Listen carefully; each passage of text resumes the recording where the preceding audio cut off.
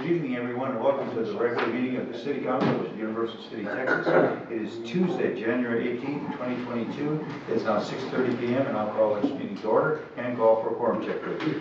Mayor Williams. Here. Mayor Pro Tem Neville. Here. Councilmember Goolsby. Here. Councilmember Maxwell. Here. Councilmember Najarian. Here. Councilmember Shelby. Here. Councilmember Woolley. Here.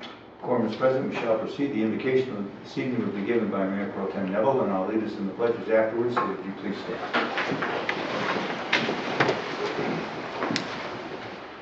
Father, on this day we begin and we pray for the families and friends who have been left behind to mourn for those who have died from COVID. It is extraordinary that before the COVID pandemic, the highest number of American deaths, 620,000, occurred during the Civil War. Combined during World War I and World War II, we lost 521,000.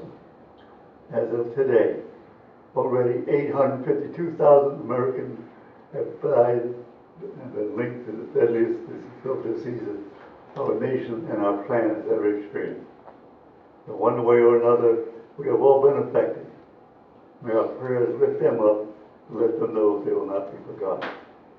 We pray that the members of Congress unite, enacting new laws protecting the environment, strengthening and bolstering our economy, passing laws having positive impacts on all our lives. We pray also for our military who always bear the brunt of battle. We ask you to bless us in our striving to be of service to the citizens of our city, who place their trust in us to attend them well. We thank those citizens who come here, making us aware of their concerns. We ask that you send your Holy Spirit to endow us with just that minuscule mustard seed of faith we need, giving us the courage to act rightly in all matters brought before us. For this we ask through Christ the Lord. Amen. Amen. I pledge allegiance to the flag of the United States of America and to the republic for which it stands, one nation, under God, indivisible, with liberty and justice for all. Honor the Texas flag. I pledge allegiance to thee, Texas, one state, under God, one and indivisible. Thank you, Mr. Neville, for those phenomenal presentations. I would just like to pause for 1 minute here to also to reflect and give a tribute to Martin Luther King. We didn't have a chance to properly honor him, obviously, with the march yesterday in the city. He did a marvelous amount of work for peace on earth and for the opportunity for this country to be the country that it is today, even though we still have a lot of challenges. I think he was instrumental in making so many things happen in our country. So if we would just pause just for a moment to reflect on the legacy of this fantastic man.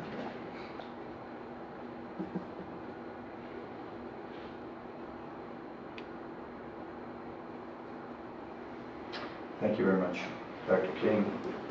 We really appreciate it.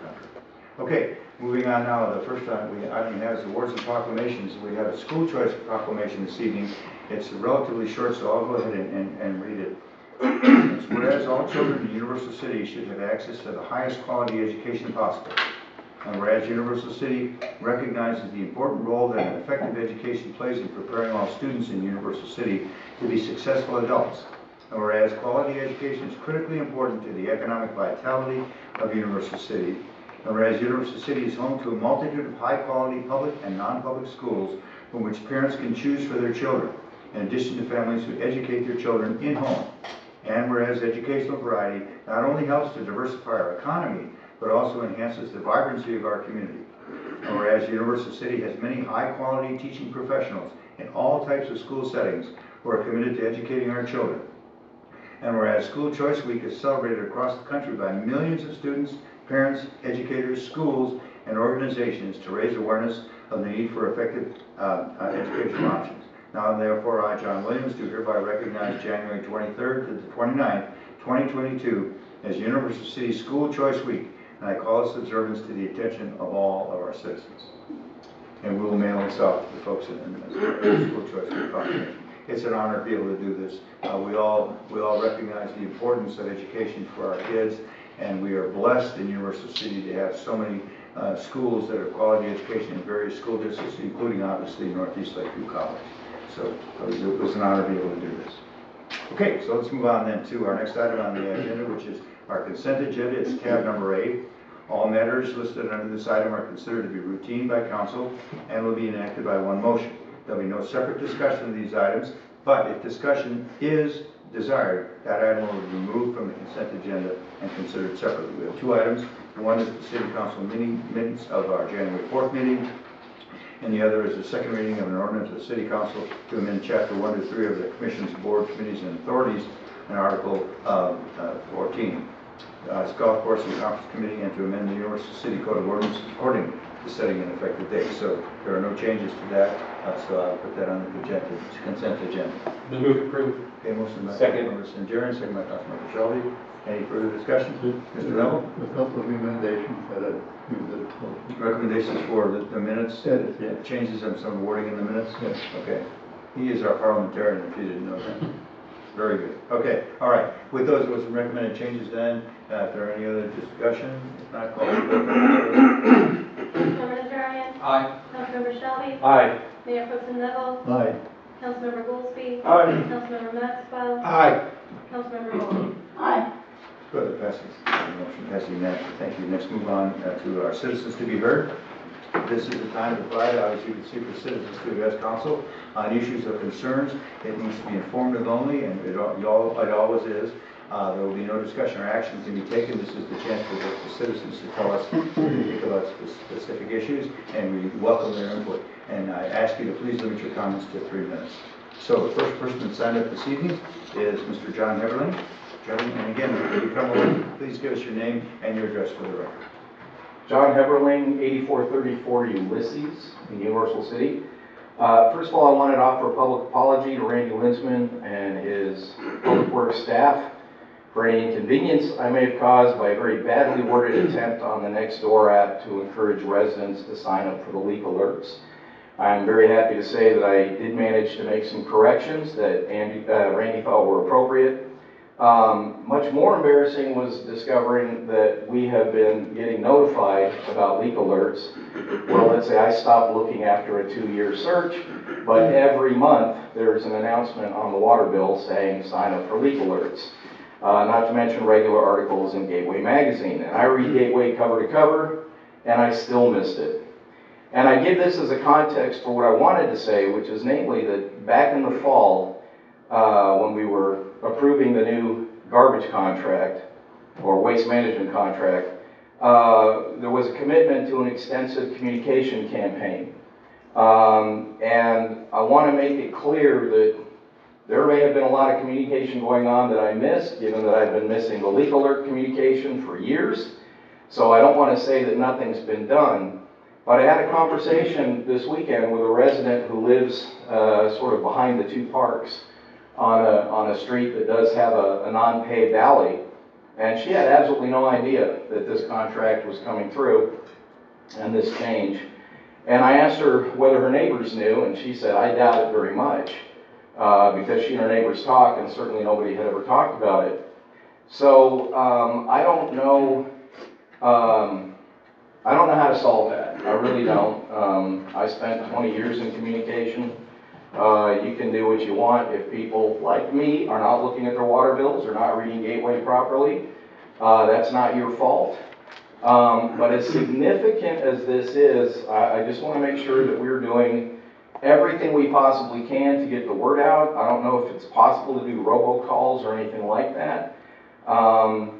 Also, if there's anything that we as residents can do above and beyond just talking this up with our neighbors, please let us know. If you have flyers that we can go door to door handing out, I'll certainly volunteer to do that, because that is much better than the avalanche of negativity that will come from people who say I didn't know.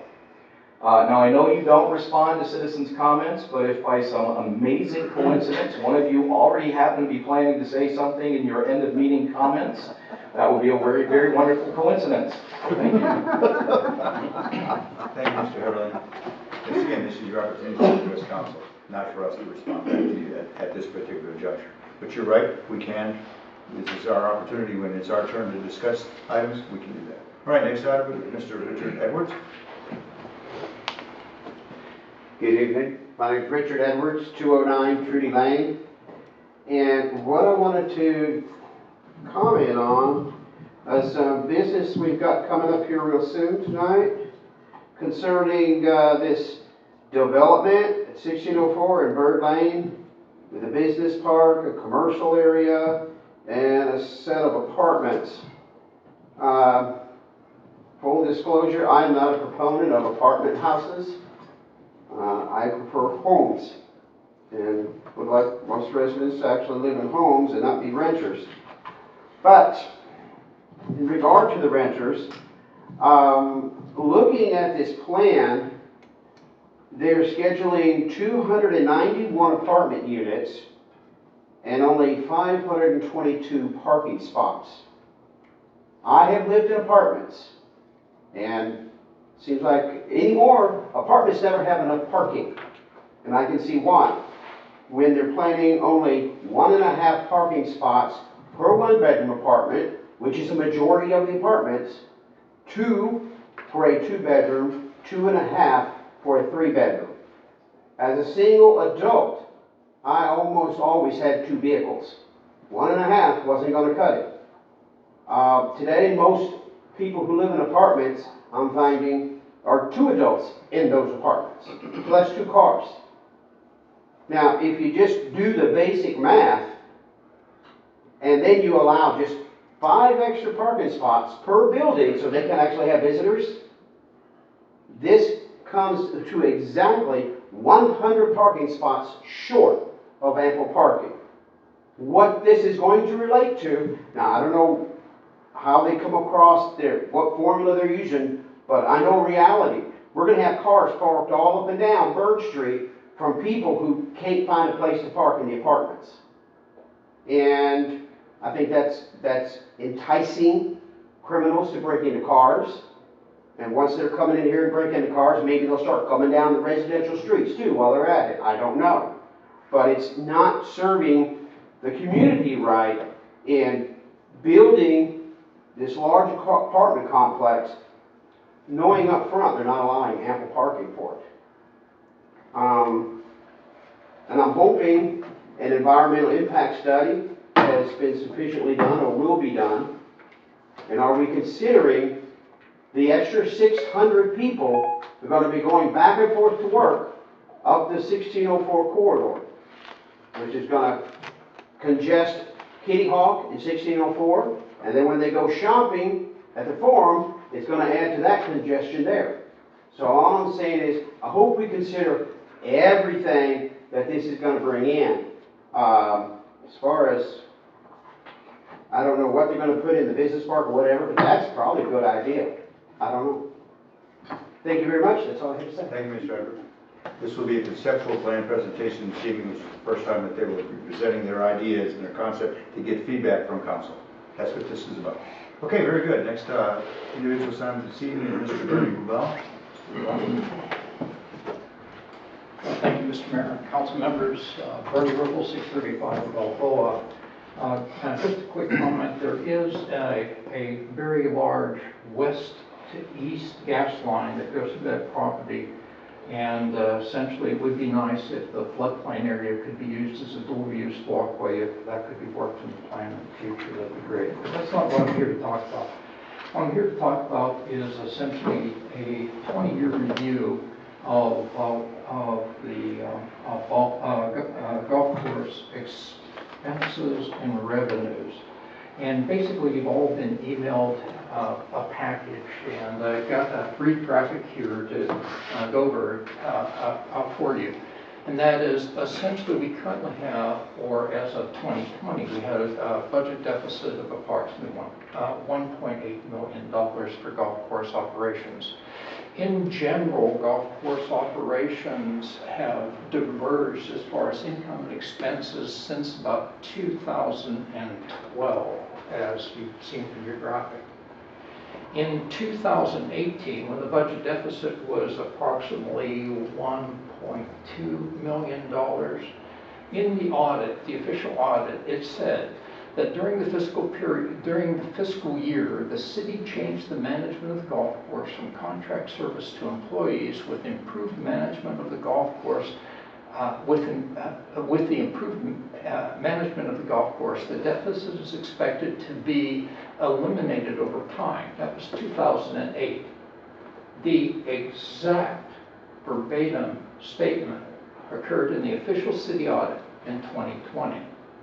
And yet, the budget deficit, the net deficit for the golf course increased almost double during that period of time.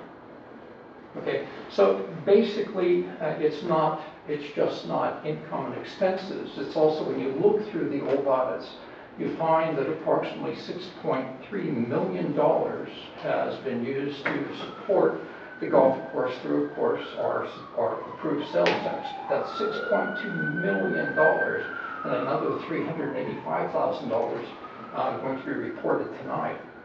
Okay, so basically, put in context things, let's consider what we're doing for the budget deficit for this business, this enterprise operation for the city. Essentially, it's a premier golf course. It's a great-looking golf course, okay?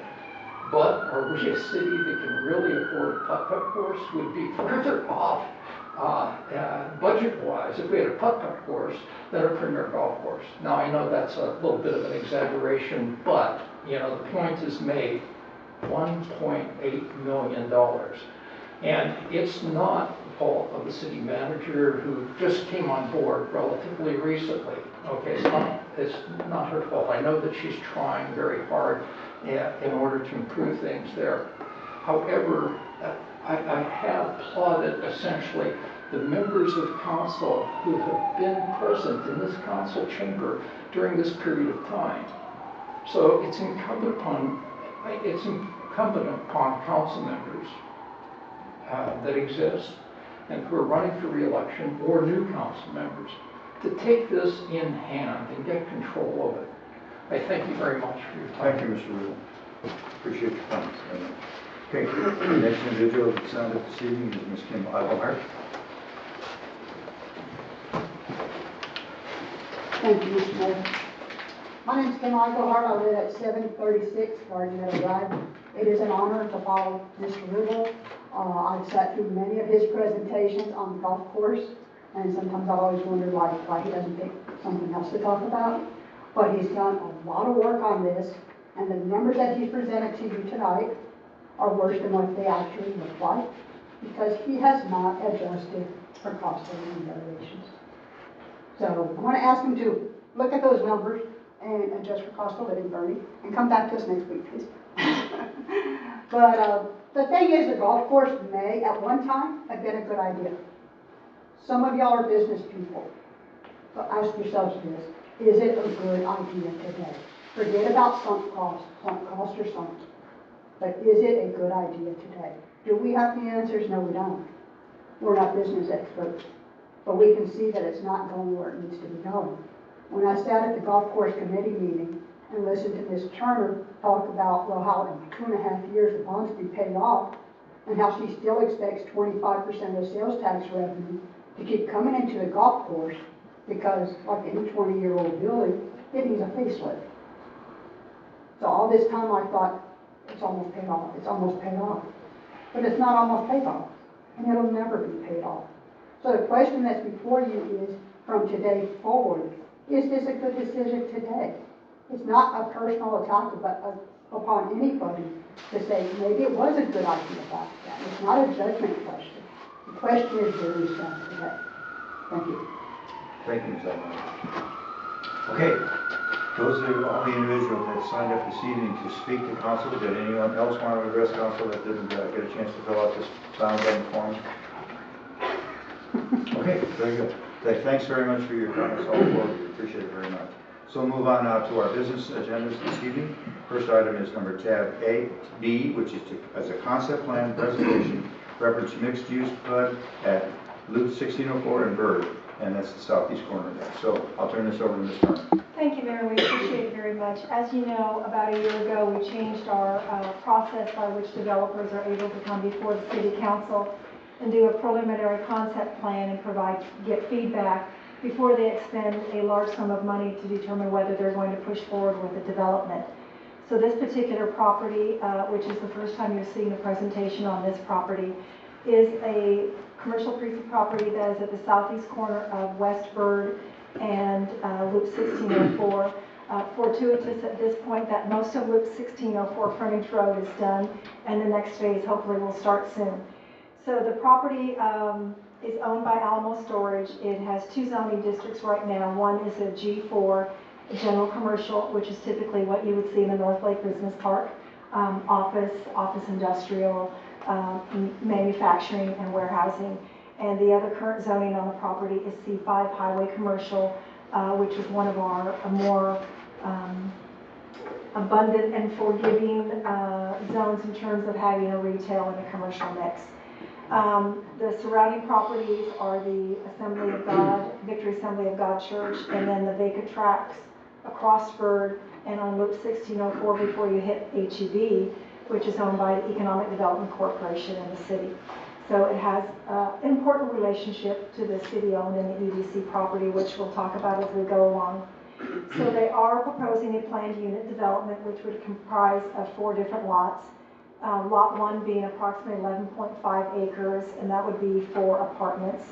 At this time, there are not any specific developments in mind for lots 2, 3, and 4, with a retail, commercial, and a commercial business park environment on 2 of those. There are some conceptual plans which you can look at, and I'm sure when they get to them, their presentation will speak more about that. So there are a couple of items that should be of particular note. As you know, the North Lake property itself, the land that the city has been selling or sold in the past, is in the flight path of Randolph Air Force Base. This property is outside of that. However, as a courtesy to Randolph, when they get to their formal presentation, we will submit a letter of notification to Randolph so that they are advised of the development that is coming forward. They are allowed, based on the state law, to have a power of recommendation, like, you know, could you not put this tree in or could you move that? But the applicant is under no obligation to follow through on any recommendations provided by Randolph. So we'll go through that little song and dance when we get closer to the development should we go forward. There are a couple of items that are probably discussed tonight and that they're still having some discussions on. One in particular is the electrical lines with CPS Energy. No one from CPS here, so they're land grabbers, right? CPS Energy, and they like things the way they want it. So we'll let them work out with CPS whether the lines will have some overhead to underground locations or whether it'll be underground, and we'll get through all of that when we move toward the final plan. Also, exterior buildings, that's always one of the questions that comes up with almost any development we have. What are the materials going to be? So they are proposing to allow insulated metal panels with faux masonry finish. That would be stucco and brick. And then I believe in the development agreement they also have that they want hardy board or cementatious, what is the word? Cementatious. Siding, thank you. Another word for hardy board. To be as a masonry material too, and so we'll probably have some discussion on that as we move forward. And then there's some discussion on fencing, the types of fencing, where it needs to be located and things of that nature, and how high and whether it's decorative or wooden. So those discussions will go on. Included in your property, in your packet, we've also given a draft of the proposed use table. Certainly, if you want to ask questions about that tonight, I think between all of us here, we should be able to answer all of your questions on this project. So with that, I'm going to go over and turn it over to Rob Killen. He's going to introduce their team and then give their presentation. And then if we have any specific questions for them, we'll take those as we go along. Thank you. You want to stand here or you want to stand up? I'll stand up. Okay. Well, thank you, Ms. Turner. Thank you, Mayor Williams, council members. Appreciate the opportunity to present to you tonight. My name is Rob Killen. I'm a land use attorney at the law firm of Killen, Griffin, and Fairlawn. Our address is 10101 Reunion Place. We've just moved in, so I have trouble remembering that. A lot more digits than our last address, but what we do, and I've appeared for you a couple of times with other developers, we represent developers going through this process.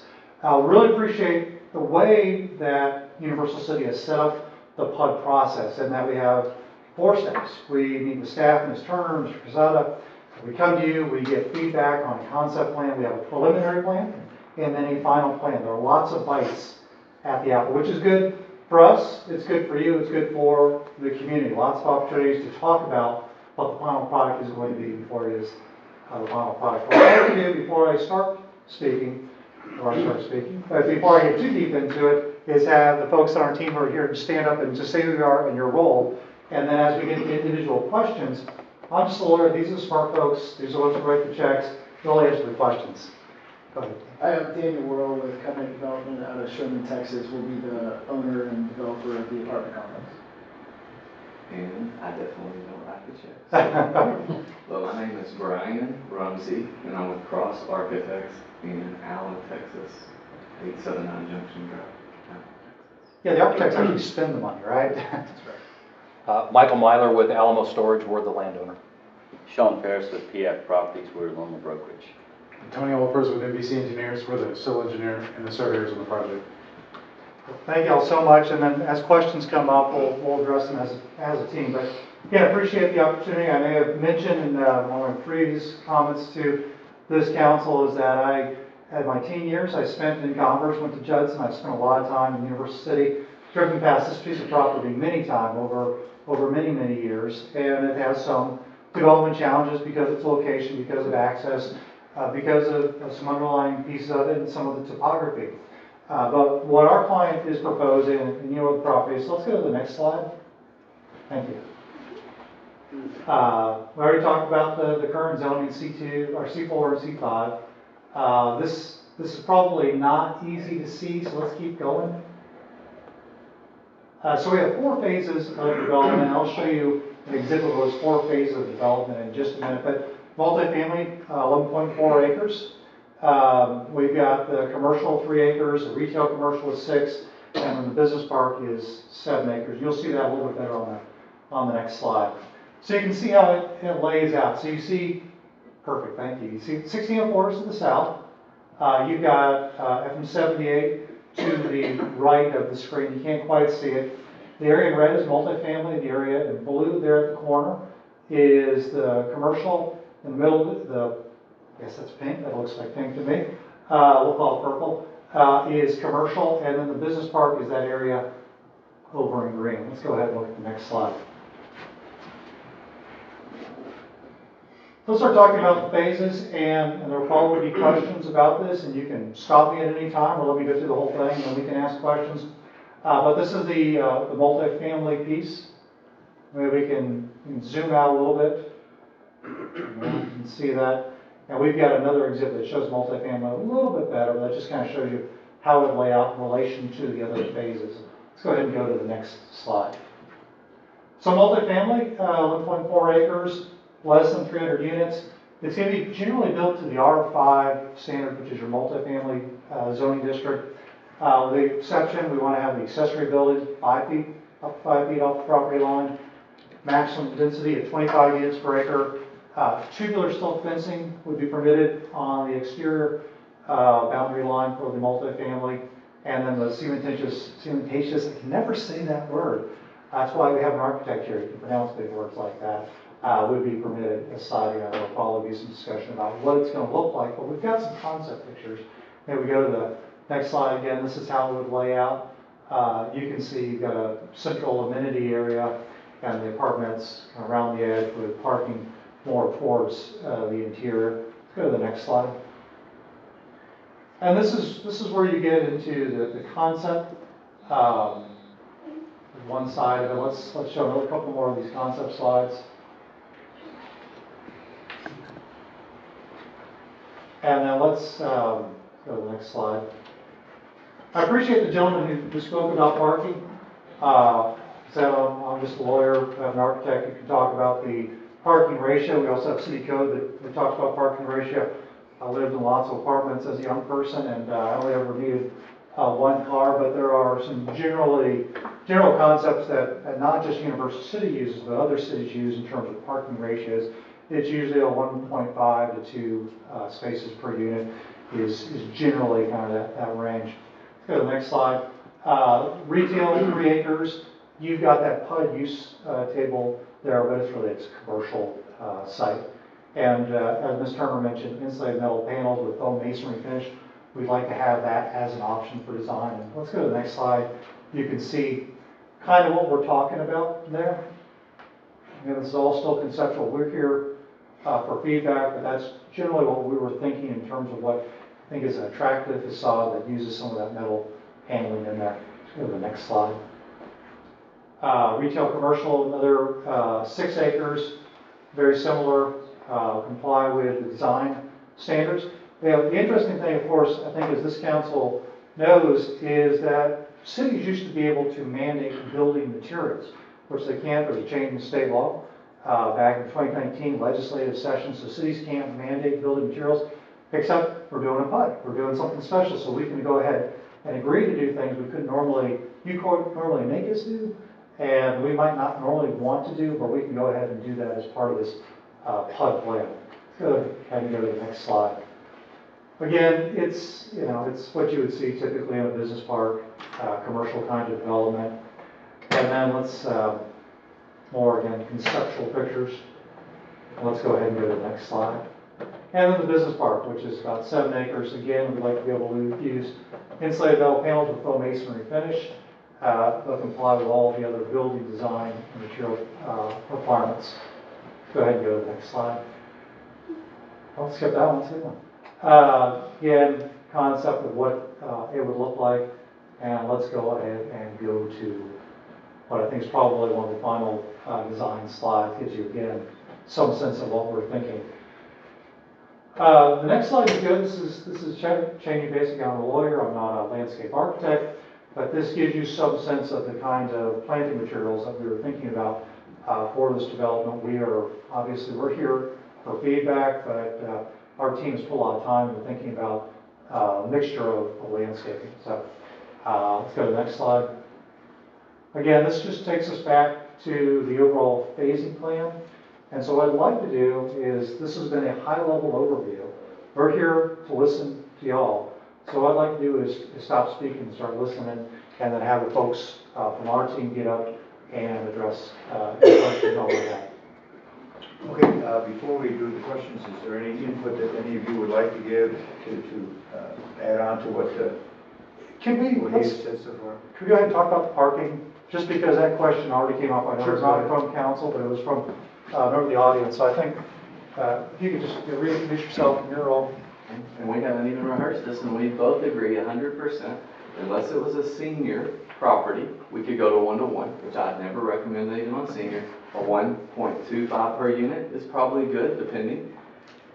Most senior communities actually don't drive their car, and there's a van, but they like to have a car for the security and the thoughts that they could leave or do their things in an active adult. Hi, you? It's been forever. Yes, sir. We went to college together. It's great to see you. Well, I'm here, so. But anywhere on a multi-family deal, and as you said, those are typically in your city codes, a 1.5 for 1 bedrooms, a 2 for 2, and a 2.5 for 3 bedrooms is probably the average around the community. So a 1.5 average to 2 cars per unit is, I don't think I've ever done a multifamily apartment without that ratio. This has a 1.82, which is great. More than a 1.9, and you're going to have empty cars along your lot line. And so anything less than a 1.5 in a family deal, you would have a parking problem. If you were to call my firm today and just cold calls and ask us what we'd give you, a 1.75 to a 1.85 is where I would highly recommend that you will be park sufficient and not have over. I know you're close to San Antonio. I hope you don't mind me using them as a comparison. And Fort Worth, both value landscaping. And both of those cities will actually give you a parking reduction to put in some landscaping or more tree islands. So as we study this, we want to get the right number, right? We want enough cars that everybody has a car when they come home, and yet we don't want to have just a bunch of paving, as we said in opening, we want to be good stewards of our earth. And I do believe one of the first things we can start with is not overpaving the Walmart parking lot. We've seen it all the time. 99% of the time, there's no one parked in those spots. So we want to get this accurate. We definitely don't want a parking problem, and we'll even do a parking distribution. So during the design process, we will assign the same values that are in your code to each building, and let's say the building comes up with 50 cars, as an example. We will draw a bubble around that building and see how those parking spaces are. Because if they start to drag down and back up, we know that somebody who comes in late is having to park down further and walk further, and they won't renew their lease. And so as we study this, we want to make sure people can come in late, come and go, and have adequate parking. And I do believe a 1.8 is perfect. There's a 1.85, another 3 cars, but yeah, something like that. But let's not go too far and just have a bunch of cars out there. And there, I might add into, since we changed the zoning ordinance in 2007, we've only had one apartment complex in the city that built under this new parking ratio, and that is the ones out on 1604. I think they're called Bonnet Grove Apartments. They do not have a parking issue. All of the apartments that built before we went to this new parking ratio, they do have a parking issue, but sometimes the parking issue is a management issue, where a lot of times people may sign a lease for one person, which is one car, and then before you know it, they've had somebody else that moved in with them and they came with a car also. So we always recommend to our apartment complexes, when they're starting to have parking issues, that they go back and look at their leases and go from apartment to apartment to figure out how many of those apartments have had extra people move in and extra people need more cars. I know on the Sunrise Canyon, they had a huge parking issue, and we worked with them, and they went through all of their leases, and they managed to move out about 50 cars, which really reduced their parking issue. And so I think it's incumbent right to get the right mix, but also incumbent on management moving forward to make sure that they're monitoring their leases so they don't have excess cars and people living there who are not on leases. And then I wanted to mention something about the landscape also, is that when we start looking at landscape, we've made a commitment to Randolph, an informal commitment, that we will try to get as much ornamental trees in so we don't have birds that are roosting, because birds don't typically roost in ornamental, or they don't roost in big flocks as they do in the live oaks, which is the issue that we have right now. So I appreciate you giving the time and the attention to landscaping. Good. All right, let me open it up now to council for any discussion, comments, if you want, anybody want to address staff or the team. I'll start with Mr. Shelby. Thank you, Mr. Mayor. I just have a couple. I saw there was an acceptance requested in the presentation for 25 additional units per acre. Did I catch that right? It flew by really quick. I'm sorry, maybe go back to that slide. It's a maximum density of 25 units per acre. Okay, so Not increase additional. above what our zoning allows for. That would be different from the R5 standard, so. Okay. So we would have a density of 25. Okay, as opposed to what is ours, I believe it's 20. and how do we feel about that? They went an extra story or... Okay, so we went up to get that extra density. Yeah, it's an increase. Okay. Right, I'm sorry. So it's vertical increase as opposed to...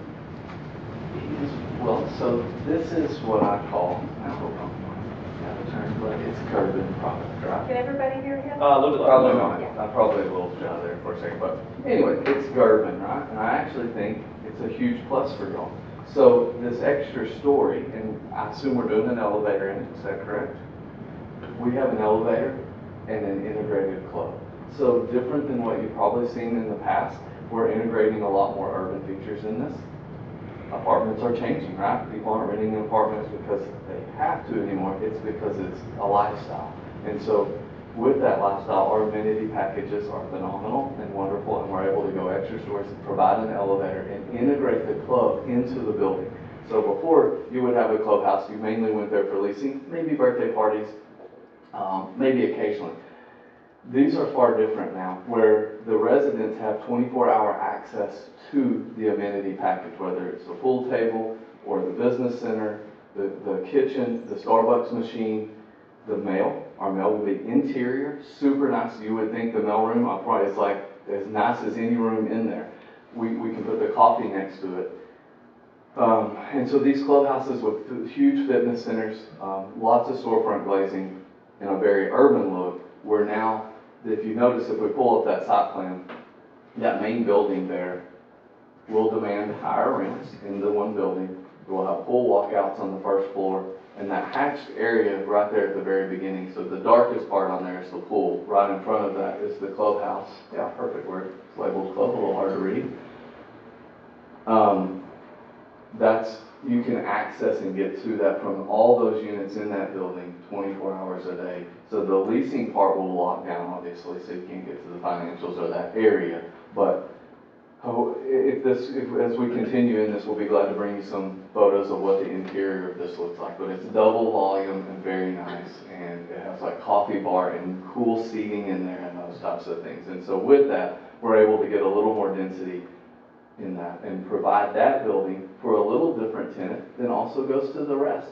To be in this building, you are going to pay about $100 more to be in there and have easy access to all those with the corridor enclosed and so forth, versus the other ones, maybe a little cheaper, but they're more standard garden style apartments. Thank you. Okay. The other question I had relates to the parking. I like the idea that you guys mentioned about trying to reduce the amount of concrete that you put down, or asphalt, or whatever it's going to be. Maybe asphalt. So that we have more grass and trees. And I think that's probably, I don't know how we plan for that, because basically what I think of is, you have the section of land that you're going to build on. You have an idea about how many parking spaces you need. If you have an area that you landscape that could then later be expanded into if necessary. Kind of looking at that, hey, times have changed. We got a lot of two people living in one-bedroom apartments, so much so than maybe a two-bedroom apartment, so our car demand is actually higher. I don't know if that's ever been considered in the past, because that's kind of when I think about Sunrise Canyon. It's a shame. They didn't give themselves any room for growth. And It also gave them a variance on parking, which should probably never happen. yeah, and they put garages in, which most of those people don't park their cars in the garage. I've seen a lot of the doors open. It's storage. So then they pay for a garage for their car, but they don't park their car in the garage. They park it taking one of the other spaces and then use it for storage, which I'm sure also messed up their plans. But anyways, I was just kind of thinking about that from the standpoint of, do your 1.5 or 1, I said you're 1.82. Yes, our average is 1.82. And you've got areas in there for landscaping? We do have areas in there for landscaping. To be transparent, we don't have areas in there for future growth that we have not. I don't know that I've ever done a 1 to 2, maybe a 1.9. I'll step Yeah, up, sorry. I'm more, no, you're fine. I'm more of, I completely understand building for what you need, but having the option to expand in case you don't have what you need. If that's something you'd like us to look at, be glad to do it. I don't know if it's feasible. I'm not an architect and not just something I was thinking out loud when you guys were presenting that. Well, and you have to look at it too, possibly, so where they're providing 47 garages, so if half of those become storage units and not garages, they've provided for 25% supplemental parking, which is 25 spaces. So that is some additional room for those who don't Use their garage. I've lived in apartments too. Yes, I've had a garage. It's a great storage unit. Okay, well, I'm glad you brought that up because I guess I didn't catch it. They did have garages, but we planned. Yes, 47 garages. But we planned for half of them not containing cars. Well, I would just say if you used that number. We haven't planned for that. We do plan for storage, so if you were to zoom in on either side of the garages, there are 4 storage units on either side of the garage. And in the large building, when it's said and done, there probably will be some storage in there. There's typically, unless we get super efficient, which maybe my firm will do that, we have some dead spaces, and those always get accommodated to storage in that large building. And so, hopefully, and I would tell you, hopefully being a new product, hopefully the garages get used. In today's market, we're seeing the garages being used for cars. as properties age and they're looking for revenue and stuff, you may see some of that. I've seen it, and a lot of cities dictate to us to put more garages to make the property nicer, right? And so that's some of the dilemma we have. Right now, 47 is a very typical number for a 300-unit apartment project across Texas, and so far they're being filled up with cars because people have the money in today's market to pay for the garage and use it.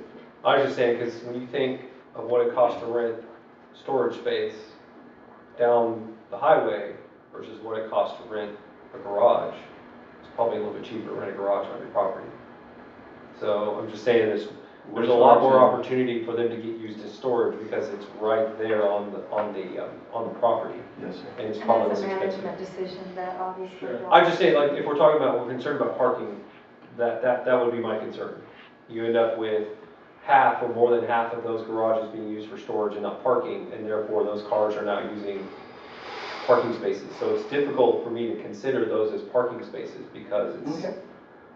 if I think of it from the standpoint, if I've got more stuff than I can put it, so I'm downsizing. Say I move out of my 2,500 square foot house into a 500 square foot apartment, I'm gonna have to have someplace to put some stuff. And I definitely don't want to You're rent. definitely gonna need storage. Yeah, and I definitely don't want to rent it down the street where it costs me $350 a month. And So, I think the point is well taken, and I think since this is an open discussion, Correct. I think it would be wise of us and our team to look at some areas, I see a few, that we could landscape for now, dash, and say, hey, if for whatever reason, city or another property, if needed, here is some parking that could be added. And if you could maybe think 10, maybe think 20, because that'd be half, something in there, that we could provide on the site plan as additional parking if required. I think that's what this is for, and we're open to that. that's a great idea. I like that. Thank you. Yes. Okay, this is kind of an interesting time to make this presentation. I was just at a function the other day and listened to a briefing on multifamily, and demand is at an all-time high. Absolutely, and you guys know that. It's at an all-time high, and people just are looking to this type of a development for their housing needs. And it's probably the highest it's ever been, in my knowledge, in this market, probably the greater San Antonio metropolitan statistical market. So I just bring that up as a comment. So next individual, Mr. Maxwell. Thank you, Mr. Mayor. You mentioned, I'm sorry, you're Sean, correct? Or you're Anthony? I'm Brian, yeah. Brian. I'm Brian. Oh, I'm sorry. I do architecture. I didn't go down far enough. On my list, I didn't go down on the list. You mentioned that you had smaller storage spaces, the groups of 4. Now, what size are those? Are those for specific apartments, or are those for rent, or? I'll be glad to point that out. And it looks That's like. not a bad idea, actually, now that you think about it. But some additional smaller storage units for They rent. have this, do y'all have this, Pat? Am I the only one? Yeah, you have to zoom in. You have to zoom in, and they're about 4 by 4. I'm off by a couple inches. A closet. They're a closet. There's a 3.0 door on it. All the doors in the property will be 3.0 on the first floor, and then they'll be adjusted after that based on fair housing. And if it's an elevator building, all doors would be 3 feet. But there's a 3-foot door in there, and so if you zoom in, the door's 3 feet, and that room's about 4 by 4, give or take. I think they're actually 5 by 5. I wanted to, yeah, they could even be 5 by 5, but I didn't want to say 5 by 5 and be 4 by 5 or something. But they're a nice size storage boxes. You couldn't store big pieces of furniture in there, but you can store boxes. But it's better than nothing. Yes. But that answers that one. The amenity packages, what about for the lower rent apartments? What kind of amenities are those? And also, who's actually going to be doing the management? This is not one of those deals where 20 years down the road you want us to buy back. No. No, that's not. 3 times, I mean, No. what investment is us? Right, no, nothing Just there. wanna make sure. But to your point, the renter is changing. Texas is changing. But I've been in the business 26 years. It's changing as fast as it's ever changing. And to answer your question, one of the nice things is people are wanting to buy the amenity package. They don't want to drive as far. The dynamics of newly kids and different things are changing. So they want the lawn mowed, and they want the resort style pool, and they want the amenity package. It doesn't matter here, and our smallest unit is approximately 638 square feet, and there's 54 of those and probably, depending on how the rent goes, they will be the most per square footage. That will be your highest price unit. It will rent very, very quickly. Because when you say within a small unit, they get the same amenity package that the person who buys the 3-bedroom at $1347, or the largest 2-bedroom, which I think you should look at. They're absolutely fabulous. I could tell you about these units and what we're doing on corners. And they're no longer shotgun units where you take the center unit and you mirror it over. These are full lit all the way around the corner units. If you can see that balcony, light comes in the kitchen, the den, and the bedrooms are all split, so you're not next to your person. And when you're in these units, there's full light coming in on these corners. But it's at a 1,180 square feet unit. That person pays a little less per square foot because it's a larger apartment, but they get the same amenity package that the person paying $638 does. Which is why what will happen is the smallest units will fill up first, because the amenity package in these new, and what this developer does with the pool and all, they can't get it anywhere else, and so there will be a huge demand for that, because for a small unit, you get all the nice things. The commercial aspect for commercial services, are you targeting specific merchandise to be sold or to complement the apartments? I mean, are we gearing to a young set, are we going to an older set, a medium set? You know, nowadays, it's all, and that's where the elevator comes in. These buildings are integrated, our multifamilies, it's integrated with all. I'm talking about the business side. Yeah, I can't. Yeah, I'm sorry, like I said, we have different experts for different questions. On the 3 acres of retail, Yes. yeah, what we would do is a small retail center that we're working on, 1,500 square foot. Tenants basically pick up and go, coffee shops, nail salons, hair cutting shops, things of that nature. I guess what I'm trying to get my mind around on that one is the types of businesses you would actually target to complement the apartment complex. Yeah. See, I'm trying to see how you guys, I guess, you merge together. Yeah, give you an example, I looked at an apartment complex last week, and the businesses that they were building next to it were coffee shops with Wi-Fi, things of that nature. So what we're seeing now is that the people who rent the apartments, maybe 25, 32, whatever, can go down to the coffee shop and work. Same with nail salons, same with high-end barber shops, which are really catching on quite a bit. And even, we signed a lease last year, even bike sales, which are through the roof now due to COVID. And so, but all of those industries do not compete directly with Amazon or the internet. And that's what we're targeting. Now, these businesses are open to the public also, not just That's for correct, the yes. apartment. Because that's kind of a misconception there too sometimes. Yes, ma'am. So there might be one feature that perhaps you are missing, and that is the item that brings the residents outside of the apartment complex. So it's hard to see in the picture for the apartment complex, but if you look at it, there is a meandering path that is a walking path, and it goes all the way around the apartment complex. That is actually going to be on the outside of the gate. I think we discussed that. And then in the key areas along the gate that is around the apartment complexes, they will have gates where residents can get in and out of the apartment complex to either get on the walking path, get out, walk to HEB, or move over to the commercial areas without having to drive over. And that might be a little bit hard to see on the map, but those are the items that we discussed. Got it. Okay. Mr. Maxwell, Tom, you got something else? Yeah, I was looking at the map. Go ahead. Okay, I think I've got that under control there. All right, thank you, Councilman.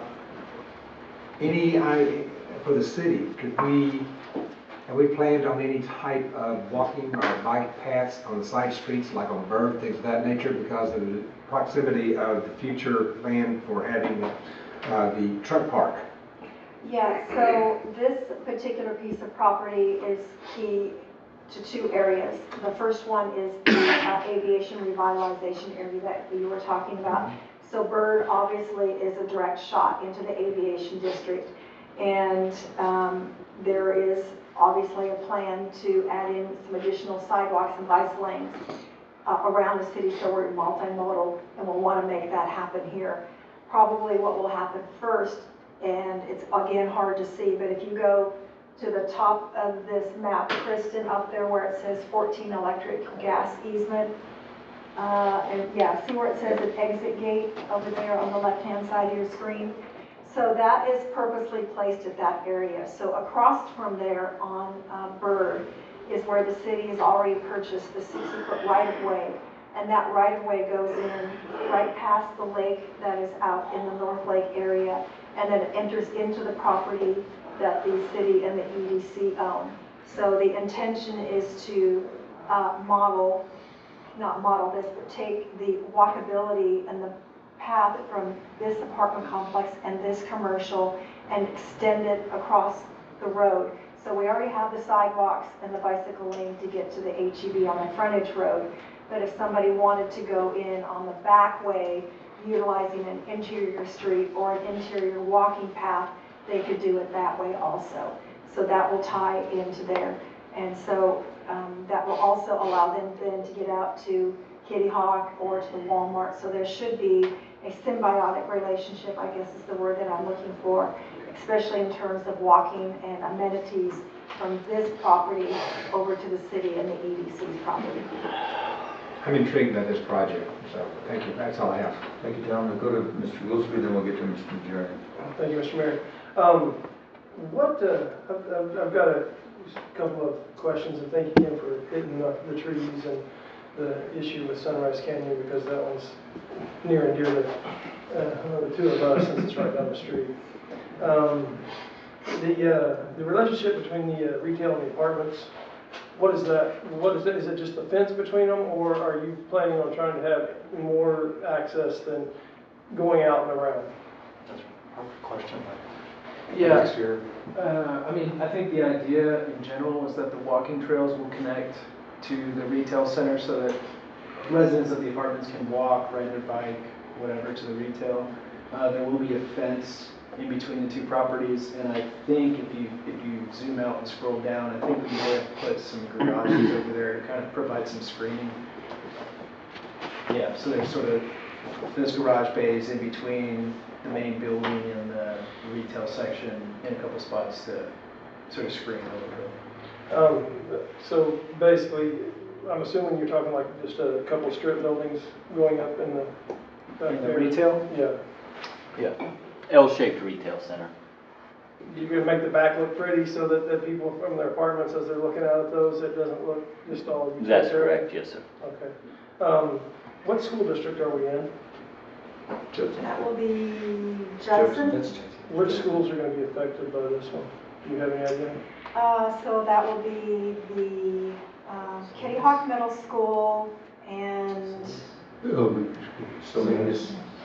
Saline, yes. Well, I don't know if it's be the Salinas or it'll be the Coronado Elementary. Yeah. I don't know, that's kind of for Judson to decide. Because we Oh, don't they really won't district. have any housing.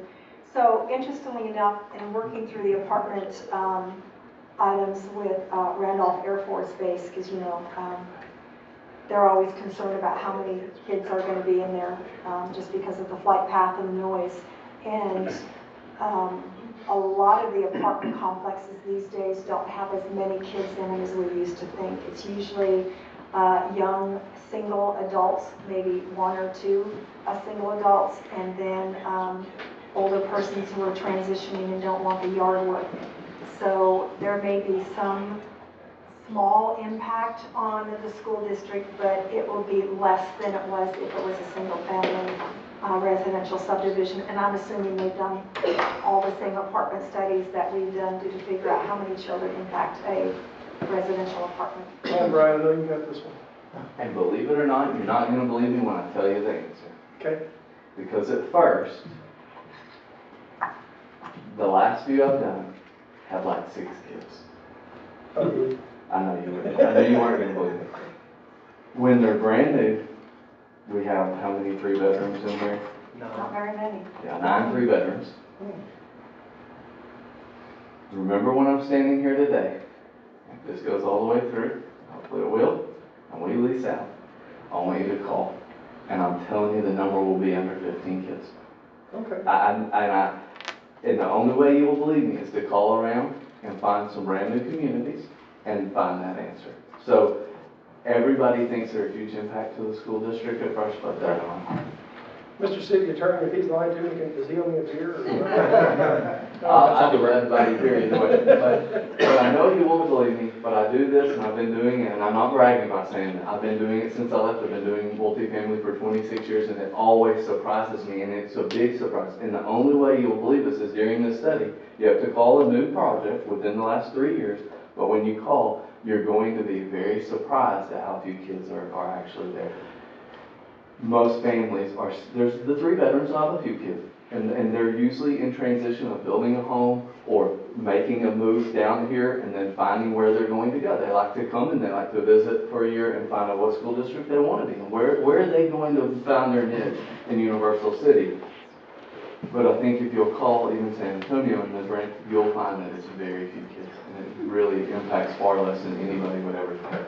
So you brought up a good question, and maybe I'll bring it up because we've had the discussion before, but we haven't had it on this. One of the concerns we always have is what is the owner and developer going to do to make sure that this is maintained as a Class A development? And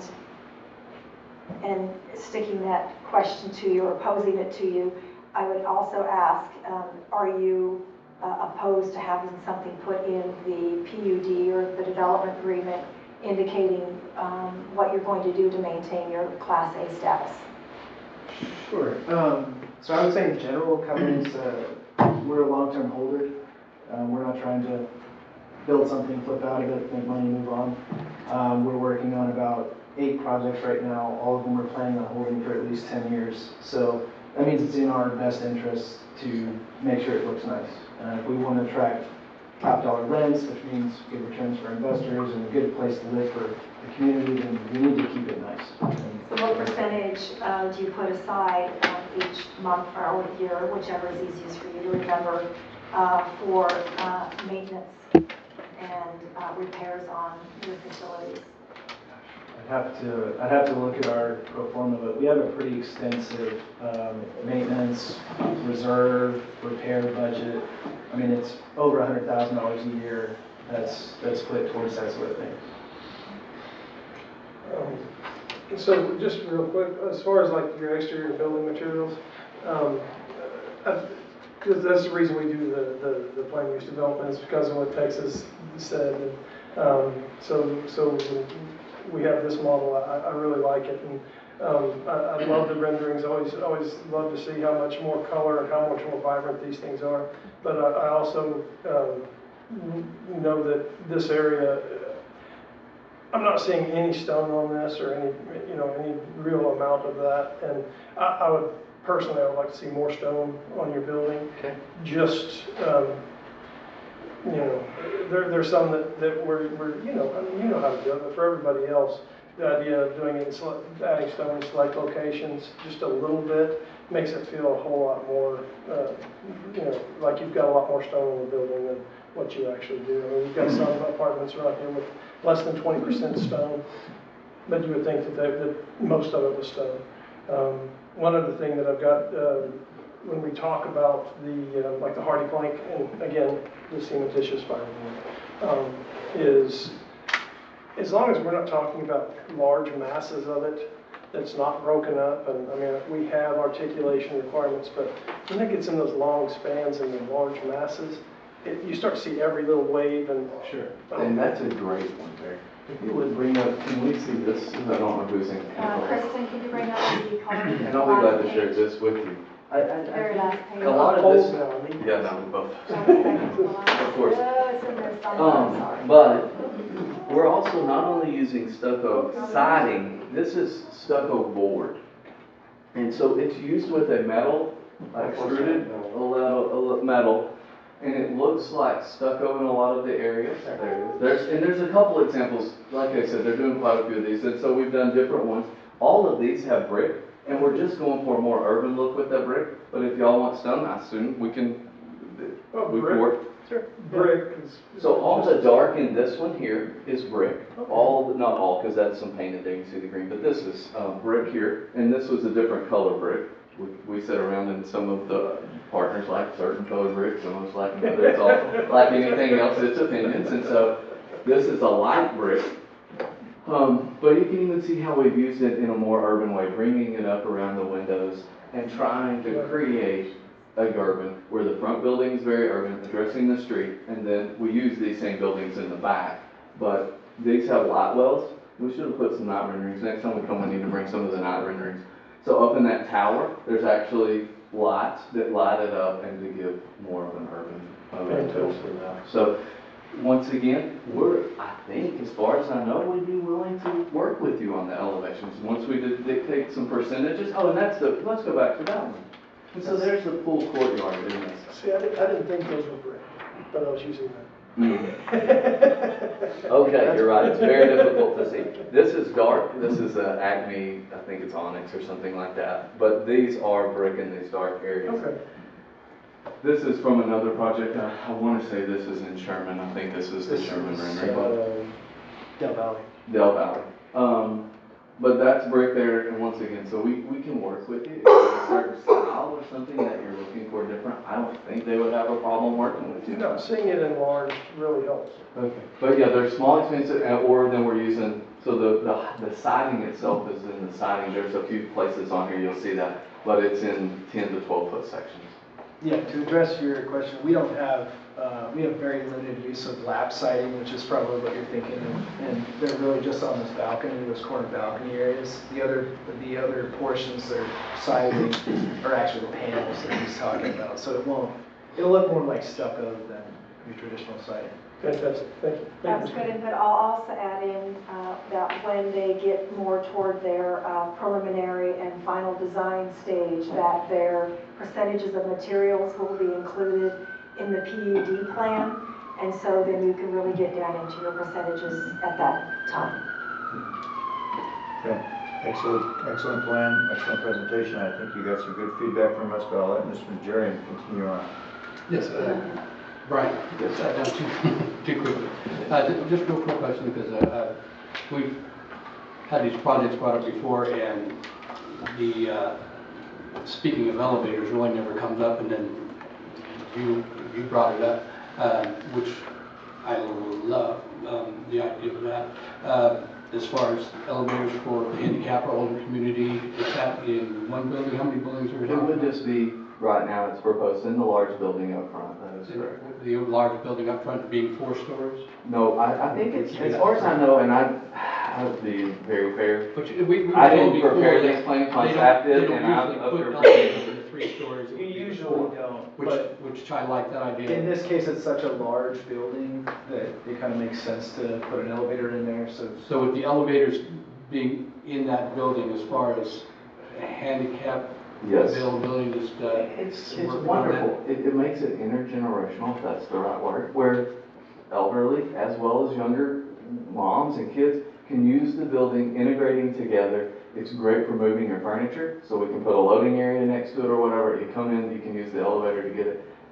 Being 3 stories, you won't use it all the time, but it's there if you need it. And that was, some of the problems we had in the past. So I know, since we are landlocked, we talked about building up instead of out, but, also with the air path, building up is not, we would have to really watch with it there. So, But being able to have go that 4 elevator stories like here, I don't think the air path wouldn't be affected by the 4-story. I don't know if that's what we're gonna have to do. I personally would hate it down the line, and where all of a sudden things end up changing, and they decide, the Air Force decides that maybe this might be a hindrance, and you end up getting on a short list. That would be horrible.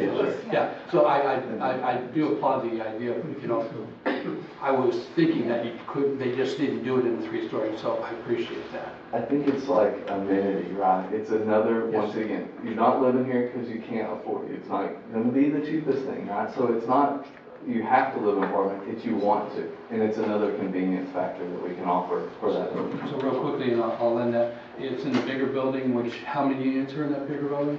Give me 1 second. 72. 72. Thank you very much. Okay, Ms. Lawley? Noise. There's railroad tracks and there's planes flying over them. What are you doing to abate that?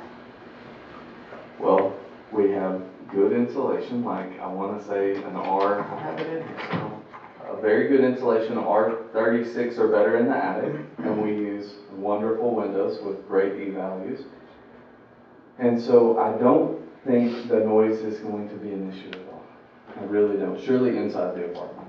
Now, outside, sometimes you can hear things. That can be done. You can hear I would also add that our lender requires us to do a noise study by an engineering firm. So that's part of our due diligence process. It's on the outskirts of the flight plan for most of the T-6s, which are not the noisiest airplanes, but they're constantly in the area, constantly. But whether, I think that's just part of living in this area, right? I assume y'all hear it whether you're here or Unless you're in Air Force Base, you gotta expect it. it's coming, right? But I do think as I look at this site plan, our buildings are a little bit off the street and most of our buildings are pushed back. And our courtyard is definitely surrounded by buildings, so it should be very quiet other than airplanes, which, like I said, again. We got a lot of trains too. You're right up by the railroad track. Sure. I think 1604 traffic is gonna be the predominant noise. Yeah, I think it doesn't matter where you live in Universal City, you're gonna hear the planes, you're gonna hear the trains, because it's a beautiful sound that carries through the air.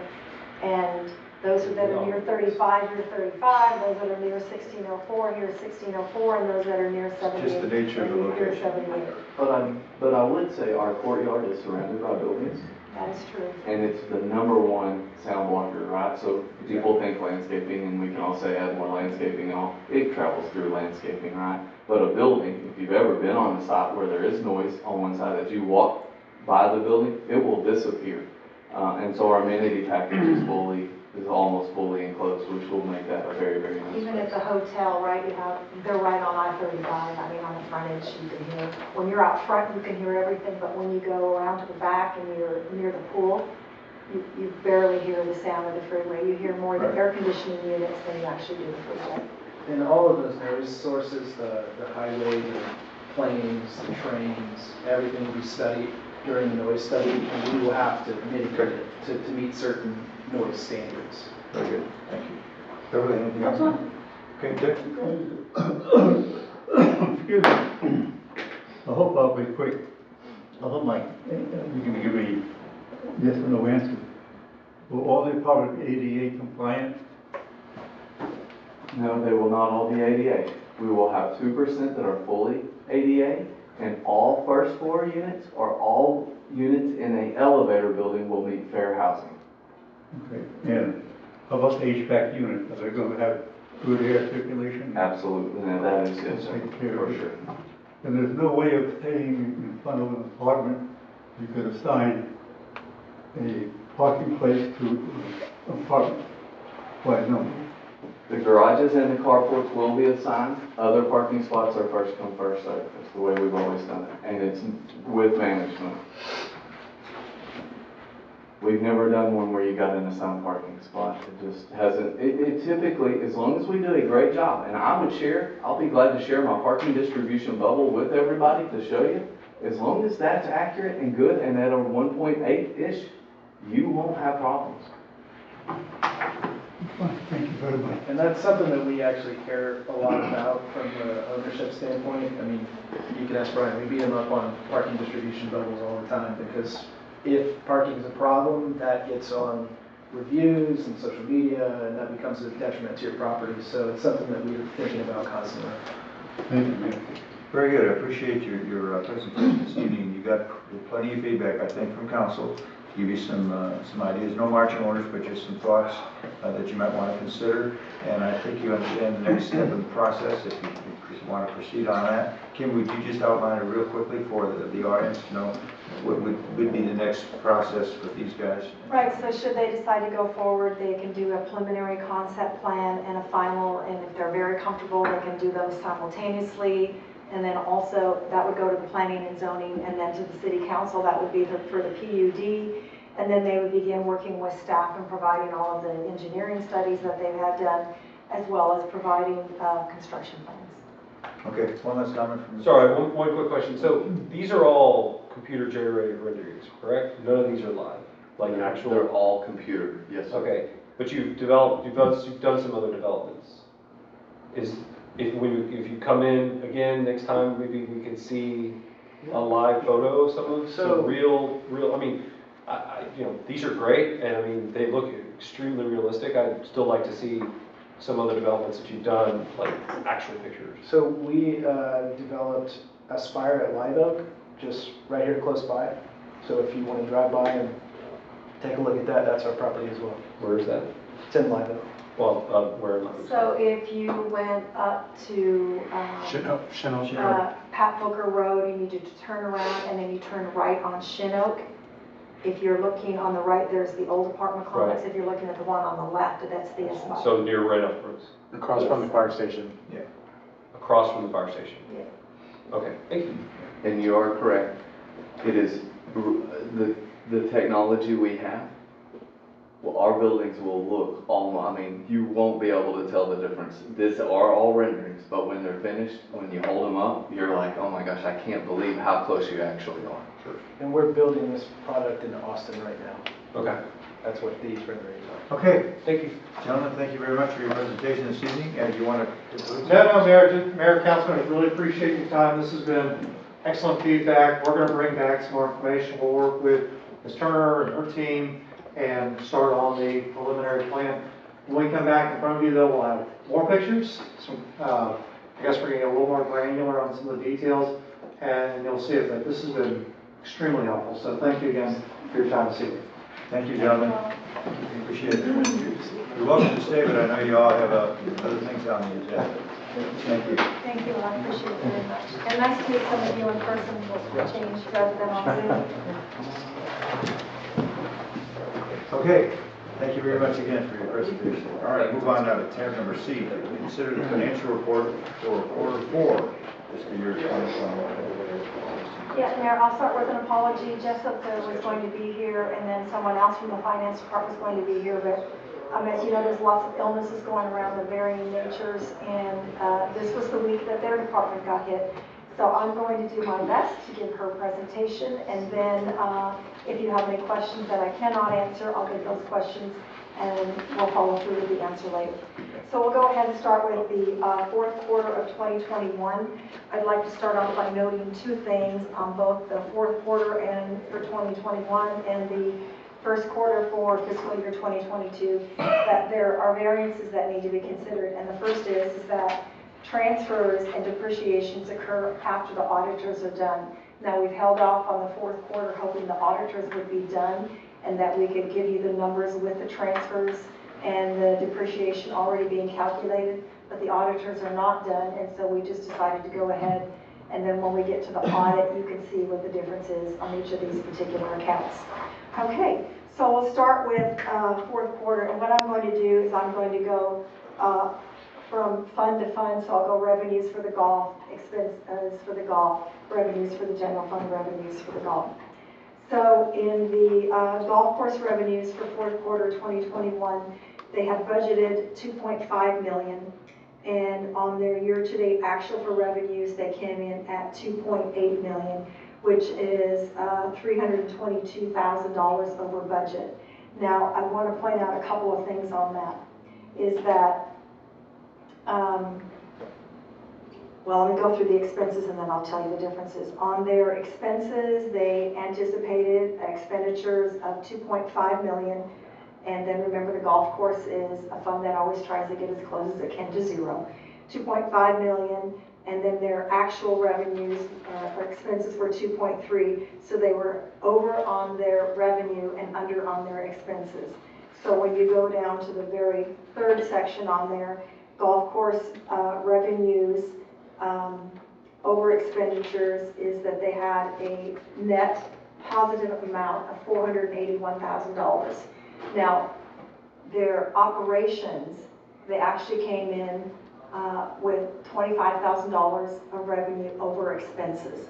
So we made a transfer in of approximately, hang on, I have the number, and I wrote that down just for Mr. Rubal, excuse me, 486,000.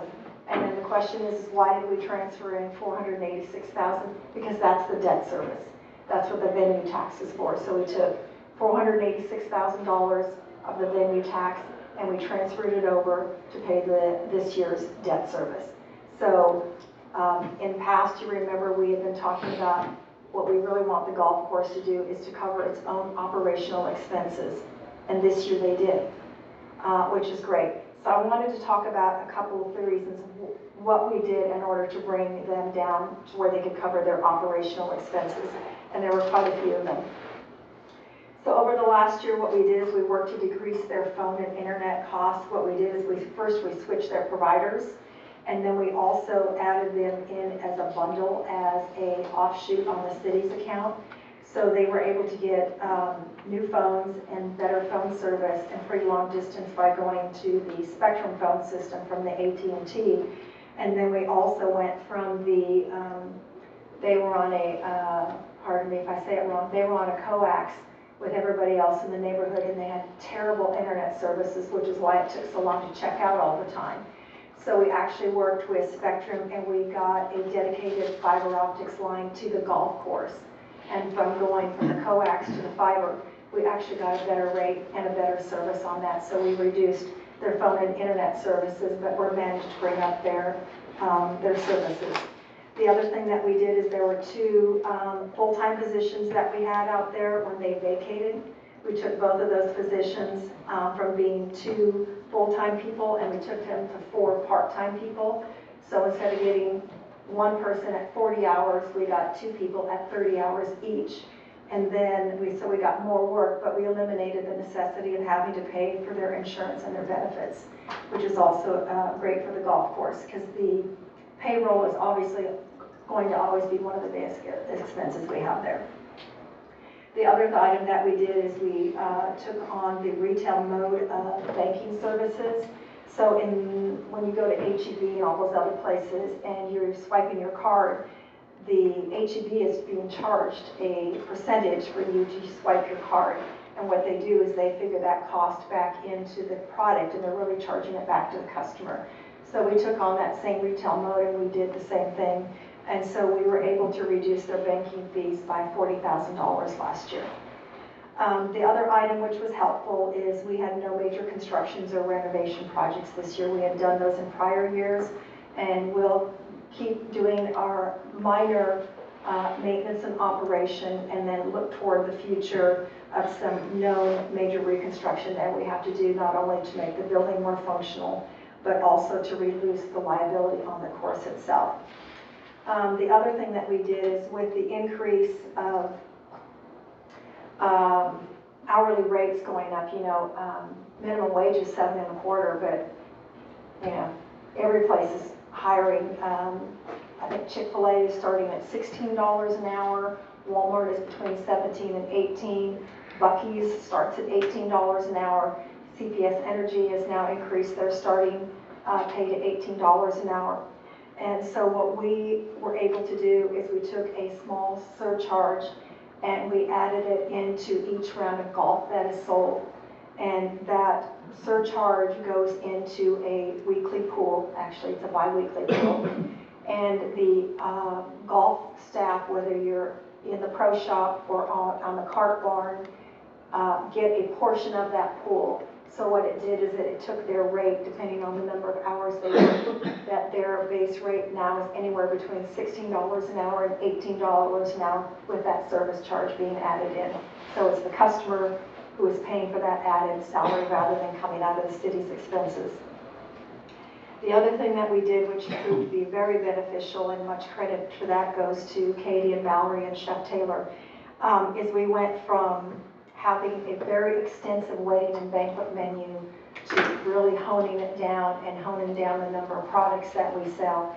And then they came up with the small wedding menu option. So it's a set base rate for weddings of 50 or fewer. And what we have found is that we are making more money When I say more money, we're having more profit off the small weddings than we are off the large weddings. And primarily that's because they're still paying the same room charge, and they're still paying, now because their wedding is smaller, they're spending more on food and more on the other accessories that we have to offer them, and then we're spending less on employee salaries in our hired labor. And then the last thing that we did, and we're getting ready to do it again, is we did a significant price increase across the board on all of the products that we had. And then we're doing another price comparison now, and in March we will go back in and we will raise our rates. And then the other thing is that we have added escalating costs. So when somebody comes in and they're going to have a golf tournament or they're going to have a wedding, they're looking now, but they may be booking from 1 up to 2 years from now, depending on what their plans are. And so it's kind of cost prohibitive for us if they book it now and we tell them that their room rate is $3,500, when anybody who comes in later and getting married within 6 months, their room rate is $4,000. So what we've done is we've done an escalating room rate and an escalation on golf tournaments, that if you're going to happen in 2022, your room rate is this. But if you're going to be in 2023, your room rate is a certain percent higher, and if you go out further years, it continues to escalate. So what that's done is it's helped us a little bit keep up with the cost of inflation and the cost of the other items. So that's what I wanted to talk about in terms of the golf course. Any particular questions before I move on to the next one? Anybody? It's a pretty good explanation. Thank you. Then we'll go ahead and we'll move on to the general fund. So on the general fund, again, a lot of transfers have not been made, but we had a current budget of $13.9 million. Our year-to-date actual was $17.3 million, which serves an excess of $3.4 million. Under the expenses, we had a current budget of $13.6 million. We have spent $14.333 million. And so the bigger items on there is that will be reduced when we make the transfers out to the golf course and to the debt service. So on the golf course, you know that the venue tax is roughly $1.2 million, and sometimes a little bit more. So we transferred what we needed now to take care of the debt service that is due, and then the remaining will go into the golf course reserve fund, so that transfer will occur. And then we have remaining debt service that has yet to be transferred, and that is approximately, excuse me, $728,000. And then the other item that we have is, that has not occurred yet and hasn't been transferred, is the depreciation from the general fund items, which will be about $700,000. So with our best guess crystal ball, Jessica and I have determined that in the general fund, we will probably have excess revenues of somewhere between $300,000 and $400,000. Now, if you remember, we discussed this, we went through the budget cycle. So when we get to that point, our proposal would be for City Council, knowing that we have a lot of capital expenditures coming up, the biggest items being in the golf course, that we would take that excess revenue and put it in a restricted line item for capital improvement projects, such as the fire truck or whatever else we have coming up. Okay. Everybody okay on that? You understand? Okay. Okay. So then we're going to go ahead and move on to the debt service, which our current budget is $2.1 million, and then the year-to-date is $2.9 million with excess revenue of $800,000. Now, some of that $800,000 excess revenues, we did do some refinancing, so we recouped about $350,000 there. And again, that will stay in there, and when we do our budget adjustments for next year, our debt service rate should adjust at that. And then there is another about $400,000 to $450,000. So we have some banking fees on the debt service that we haven't received the invoices yet. So that'll be adjusted down once we get those invoices. Then we move to the debt service, I think I explained all of that. So we should end up with about 477,000 in that one, and again, that'll be to pay the banking fees that are coming due. In the capital projects, we budgeted about 2.3 million. Our year-to-date actual was 1.6 million, which means we're under budget by almost $700,000. And again, we had this discussion earlier, and I'll explain it in a moment. So again, current budget for expenses for the capital projects 2.3. Our year-to-date actual is 2.1, which means we are just under budget by expenditures of 215,000. So if you remember, we have our tech stop project on East Aviation. They pay a portion, we pay a portion, but we have to pay all of our costs up front. And then what we do is when you do your pay estimates, we get those ready, and then we ship them off to tech stop, and they reimburse us. So their order of reimbursing and their order of how they pay that fluctuates. So we have a running balance with them that will equal out when we get toward the end of the project. So we saw that when we did our budget for this fiscal year too, that there's some balancing that will occur on that. And that's the majority of the capital projects is road projects. In the utility, we estimated a current budget of 12.1 million. Our year-to-date actual is 9.7, which is a budget shortfall of 2.3 in the revenues. And then we go down to utility under the expenses, estimated expenses of 1.2. Our expenses are at 8.5, which is expenditures are $3.5 million under what we projected. So in that particular area, our expenses were a lot less than we anticipated for 2021 in there. Also, the administrative transfer for the debt service, remembering that the utilities has its own debt service. It has debt service for water, it has debt service for sewer, and it has debt service for stormwater. Because we have not finished the audit, that transfer has not been done yet. And then there's also depreciation on sewer and water apparatus as well, and that has not been done. So that will balance, should come pretty close to balancing out when we get to the audit and we do the transfers and the depreciation. So then the last one, any questions on utilities before I move on? No. Okay. So the last item we have for fourth quarter of 2021 is the stormwater. We anticipated revenues of 705,000, 706 if you round, and we had year-to-date actuals of 880,000, which means we brought in 175,000 more. So that is primarily due to new construction that has been not only in the residential but also in the commercial area. And for the expenses, we have expenses of 705,000. We have year-to-date actual of 974,000, which is an excess expenditure of 268,000. So as you know, in all of our utility funds, we have a reserve amount, and occasionally, in order to get projects done, we drain down that reserve. And then when we get back into the next year, we put that reserve back in. So you'll be seeing that when we get to our 2022 budget. So that completes the fourth quarter of 2021. Any particular questions you want to ask before I move on to the first quarter of 2022? Well, we'll tell Jessica you did a good job Okay. in summarizing. Thank you. And then I know you have, and we've gone over them in the past, highlights from each month. I'm not going to go over them as I explained.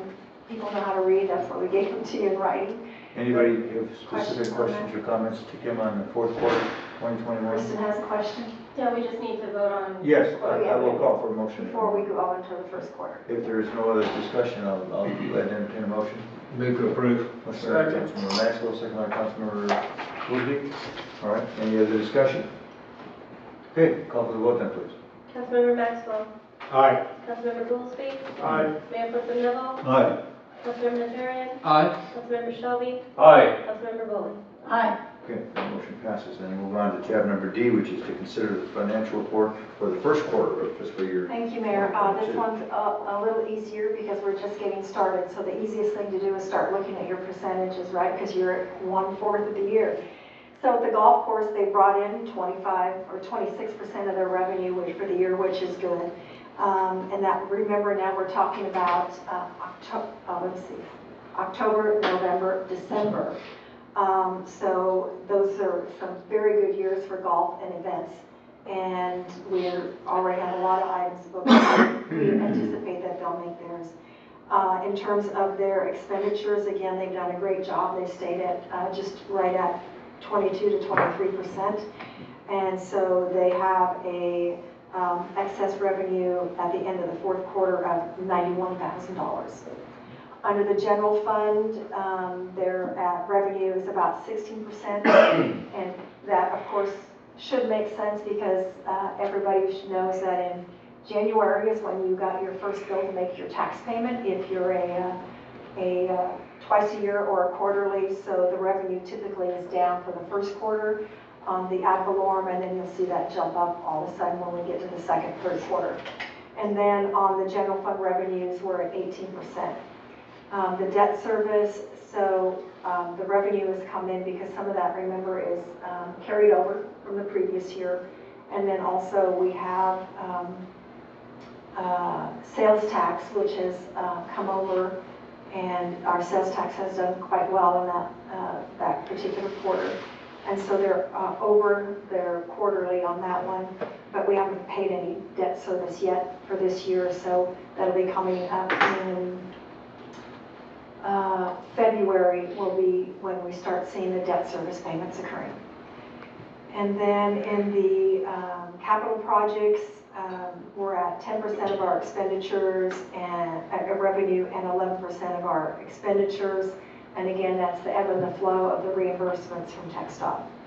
And our utility, we're at 22% in our revenues, and we're at 12% in our expenditures. So we're about where we should be at this time of year.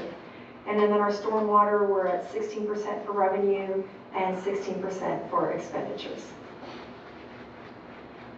So any specific questions for Kim related to this first quarter report? Move to approve. Second. Councilmember Maxwell, second by Councilmember Miller. Any other discussion related to this? Okay, call for the vote then, please, Chris. Councilmember Maxwell. Aye. Mayor Person Neville. Aye. Councilmember Goolsby. Aye. Councilmember Najarian. Aye. Councilmember Shelby. Aye. Councilmember Bowling. Aye. Motion passes. We'll move on. Thanks. Good quarter. Good quarter. Let's keep it up. Okay, that concludes our business for this evening, so I'll turn it over to the city manager for her comments. Thank you. I have just a few items. February 11th, we are having a Valentine dinner at the golf course, and you can go online and sign up for that. I realize it's not Valentine's Day, but you know, everything can't happen on Valentine's Day. We actually have a wedding on Valentine's Day, so you know, weddings come first. The gateway is getting ready to get put out. We are calling it the Waste Management Edition, Mr. Heverly. And there are 5 instructional pages about waste management. We do have a communication plan. We will be doing a robocall. We will be doing flyers on Nextdoor. It will be on all of our community boards. And then the Herald has agreed to put out an article a week beforehand, also notifying people of the transition. In addition to that, now that the Gateway magazine is almost done, we are revising the website and no longer having waste services will no longer be under utilities. It'll have its own page, and it will be called Waste Services. And so everything should be on one landing pages, and then people can read it and click the links. The other thing that we've done that we believe will be very helpful for people, whether they're new residents or longtime residents, is we've taken a shapefile of the city by address, and you can go in and type in your address and click on your property. It'll zoom into your property. You click on it. It'll tell you what days your trash service occurs, what day your recycling occurs, whether you are curbside or whether you are alley. And then it also has the number that if you have a trash service question, it has the number for waste management for them to contact. So we believe that will be very helpful to people, especially for those who are new and or confused. Of course, we recognize that the internet is not for everybody, and no matter how many times we communicate something, we always remind ourselves, just because we're talking doesn't mean anybody's listening, right? And so we'll try to say it as in many forms and fashions as we can, but at some point, the responsibility has to leave the city and it has to go to the consumer. So, Lord willing, we'll get it right. Plus, when the carts arrive, Waste Management will have a tag on it that she'll have a lot of information for them as well. That's all I have tonight, sir. Thank you, ma'am. Okay, Mr. Noel, start with you this Oh, evening. thank you, sir. Looking at if construction continues to go, if that apartment complex is on the other side, on 64 side of the route, we really got to start looking at putting a fire police substation over there for rapid response. I know it's not now, but it's going to have to come in the future. This is an interesting. I got all the members of the BFW got an email from our community today saying that tomorrow at Fort Sam Houston, there will be 33 veterans buried who will have no family or friends to attend. So they're asking as many of us that can to be there for those visits. And this is beyond the record, off the record. I now have 6 boy and 6 girl great-grandchildren. The last one, the girl, was born January 5th, 8 pounds, 8 ounces. And she was already whistling Dixie. Don't put that in the record. Very good. Thank you. Great grandpa, very good. Yeah, thank you. So, Beverly? Okay. Actually, everybody stole my thunder, but there was a full page in the December-January gateway on waste management. And I had to go look it up, but I thought it was there. It's hard. It's really hard to get the word out. Betty White, as hopefully you know, when she passed away, people started a little viral move to donate to the shelters in her name because she passed away. Between Lori Putt and Regina, they raised $642 that will go to the shelter and homes for the homeless. And so I appreciate that.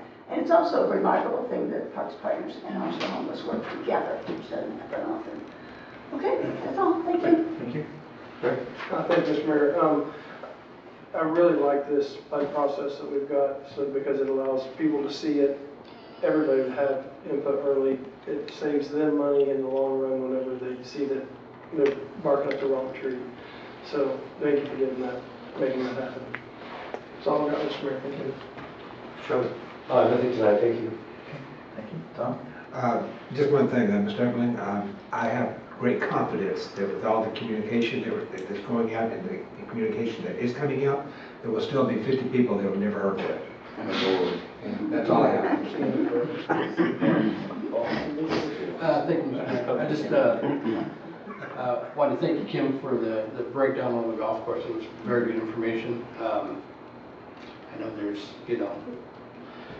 when it comes to our notorious golf course, there's the good and the bad, and mostly we tend to see the ugly. I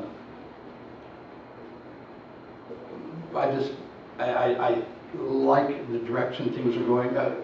Real quickly, have we got an update on the hotel, by the way? Oh, with completion? Yeah. Since They're got behind. moving on. Hopefully it'll be sometime in February. I think that's the latest time, but that's weather's. I mean, what's going to happen Thursday and Friday? Lord knows what's going to happen. Progress. It's just pretty much weather related. Yeah. I realize. I didn't know if you. It's almost all internal now. It's almost all internal within the building.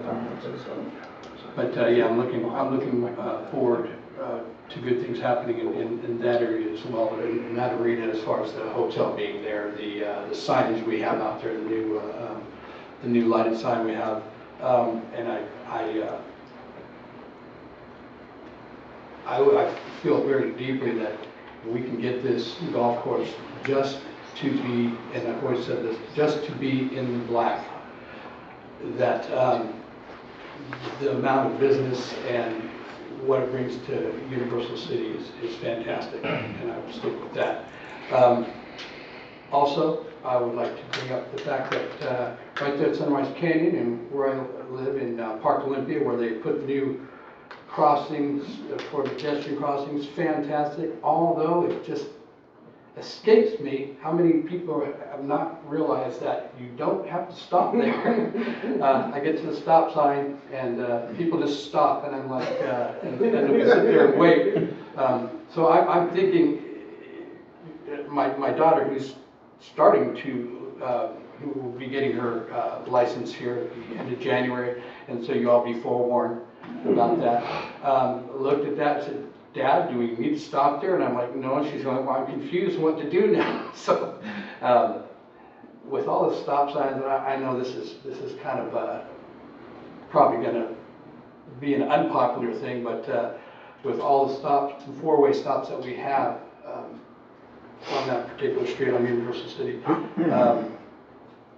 that might not be a bad place for a four-way stop as well. And I'll just put that out there.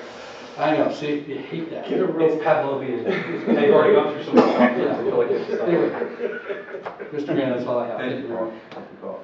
Just a couple of things for you in the audience. Obviously, the process that we had this evening, this presentation, it's a conceptual type presentation. What they're doing is addressing council to see if there's any major objection or major support. We're not doing any action on it. It's just a way to get input from them and then us give them some feedback. So if they want to proceed with the project, they certainly can.